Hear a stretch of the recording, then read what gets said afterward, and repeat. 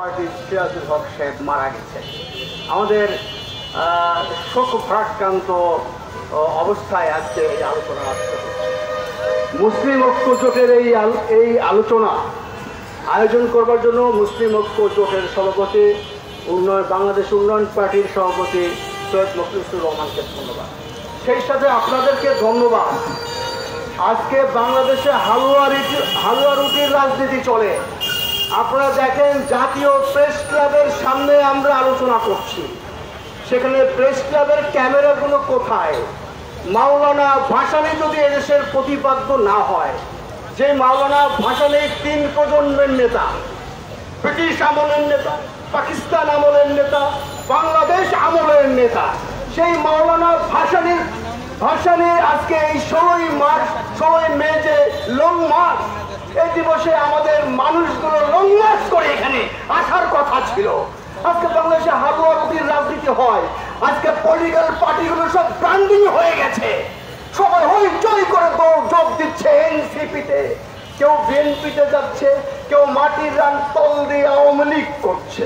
কিন্তু এই মাওলানা ভাসানী গণমানুষের রাজনীতি করেছে, ক্ষেত মজুরের রাজনীতি করেছে, কৃষকের শ্রমিকের মেহনতি মানুষের রাজনীতি করেছে। সেই মাওলানা ভাসানীর কথা বলে যখন আমরা মানুষকে পাই না, আমার মনে হয় মানুষ সবাই ঘুমের ওষুধ খেয়ে বাসায় ঘুমিয়ে আছে। আজকে দেখেন শুক্রবার, জুমার দিন, এই মুসলিম ধর্মপ্রাণ মানুষ আজকে জুমার নামাজ পড়েছে। এখানে তিল ধারণের ঠাঁই নেই বাইতুল মোকাররমে, যেখানে আমরা নামাজ পড়েছি। আজকে কিন্তু গাজায় গতকালের খবর, মুহুর্মুহ গুলি হচ্ছে, আবার ইসরায়েল গুলি করছে। আমি বলেছিলাম নেতানিয়াহু তো নেতা না, উনি তো একজন খেতা। অথচ এই নেতানিয়াহু তাকে উস্কানি দিচ্ছে যারা। পাশ্চাত্যের অনেক দেশ আছে, আমাদের বন্ধু বান্ধব আছে। ট্রাম্প বলেছে ডক্টর ইউনূস আমার বন্ধু। ডক্টর ইউনূস, ট্রাম্পকে আপনি ঘোষণা করেন যে আমি আপনার বন্ধু হব তখন যখন আপনি ইসরায়েলের এই আগ্রাসী এই নেতানিয়াহুকে একটি স্পষ্ট ভাষায় কথা বলতে পারেন। আজকে দেখেন, ভারত পাকিস্তান যুদ্ধ হয়েছিল, লেগেই গিয়েছিল। আজকে এই যে আমেরিকা বলছে যে বাবা আর যুদ্ধ করিস না, আশেপাশে ছোট ছোট অনেক দেশ আছে, সেখানে এই যুদ্ধের বারুদের গন্ধ আসতে পারে। এই পারমাণবিক শক্তিধর রাষ্ট্রগুলো ফেলে দিয়েছে, না হলে এর পেছনের কলকাঠি কারণ রয়েছে জানেন। এই সে মুসলিম ঐক্য জোট। মুসলিম ঐক্য জোট বাংলাদেশে 92% মুসলমান। কোথায় সেই মুসলমান? সেই মুসলমানদের হৃদয়ে স্ফুলিঙ্গ জ্বালাতে হবে। আজকে আপনারা ডান বাম মধ্যপন্থী রাজনীতি করছেন, পাশে একটা বিয়ে বসে ডিসকাশন হচ্ছে, কিন্তু মুসলমানদের এই ডাকে আহ্বানে আজকে গাজায় যে মানুষ মুসলমানদেরকে মারা হচ্ছে, আজকে যে ভারতে মারা হচ্ছে মুসলমানদের দাড়ি কেটে দেওয়া হচ্ছে এবং মসজিদে নামাজ পড়া অবস্থায় গুলি করা হচ্ছে। এই যে ভারতীয় আগ্রাসন, এটা রুখে দেওয়ার জন্য আজকে ফারাক্কার বাদ দেওয়া হয়েছিল। কি জন্য? 1976 সালে মাওলানা ভাসানী লং মার্চ করেছিল ওই মরণবাদ বন্ধ করবার জন্য। আজকে পর্যন্ত সেই মরণবাদ বন্ধ হয়নি। আপনি যে রিক্সা চালাচ্ছেন না, আপনার রিক্সাকে এখন বড় বড় বুলডোজার দিয়ে স্যান্ডউইচ বানানো হচ্ছে, আর বলা হচ্ছে যে মেন রোডে আইসো না। কিন্তু আমাদের হৃদয়ের মেন রোডে কারা কারা চলে আসছে, আমাদের মুসলমানদের অনুভূতিতে আঘাত করছে, তাদের সঙ্গে সমঝোতা করতে হবে। আজকে বিশ্বের সকল মুসলমানদেরকে ঐক্যবদ্ধ হতে হবে। আরেকটা বিষয়, এখানে শুধু মুসলমান না, যদি সংখ্যাগরিষ্ঠ হিন্দু, যদি সংখ্যালঘিষ্ঠ খ্রিস্টান বৌদ্ধ কেউ নিগৃহীত হয়, নির্যাতিত হয়, তার প্রতিবাদ সমস্বরে করতে হবে। নাহলে একদিন আপনার ঘরে যখন আগুন লাগবে, সেই আগুন নিভানোর কোনো লোক পাওয়া যাবে না। গ্রিন পার্টি বাংলাদেশের পক্ষ থেকে একটা কথা বলতে চাই, আমি লোক ভিড় কম দেখে আমি অনেক খুশি। আমরা তো পয়সা দিয়ে লোক আনি নাই, আমরা যারা স্বতঃস্ফূর্তভাবে এসেছে, আজকে মুসলিম ঐক্য জোটের পতাকা তলে এসেছে মুসলমানদের অস্তিত্ব রক্ষার্থে। আজকে যদি একজন হিন্দু, একজন খ্রিস্টানও নিগৃহীত হয়, তার বিরুদ্ধে আমাদের দাঁড়াতে হবে।